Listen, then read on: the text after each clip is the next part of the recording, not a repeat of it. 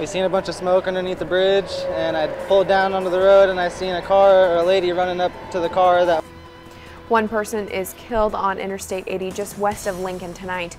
Good evening, everyone, and thank you for joining us. We begin with that breaking news. Yeah, that fatal crash happened around 8:30 tonight. It was about 5 miles west of the downtown Lincoln exit on Interstate 80. Channel 8 Eyewitness News reporter Brent Bonfour joins us live from the scene with the latest. Brent?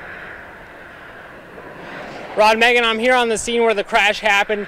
The Nebraska State Patrol says a vehicle was passing a semi here on Interstate 80 when it suddenly veered across both lanes and hit a guardrail.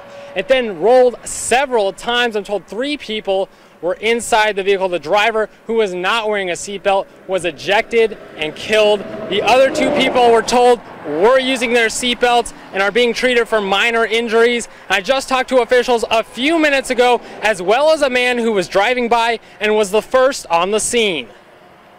Vehicle traveling eastbound on I-80 that was passing a semi in the left lane. For an unknown reason, that vehicle darted across both lanes into the south ditch where it hit a guardrail and overturned. we seen a bunch of smoke underneath the bridge, and I pulled down onto the road and I seen a car or a lady running up to the car that was rolled over, and she was screaming, "My daughter's in there, my daughter's in there." And so I jumped in the car. The little girl was trapped underneath a bunch of flat screen TVs and a bunch of junk that was in the car. And so I moved everything and couldn't find a knife, so I just had to pull everything around her out and pull her up out from the seatbelt and hand her out.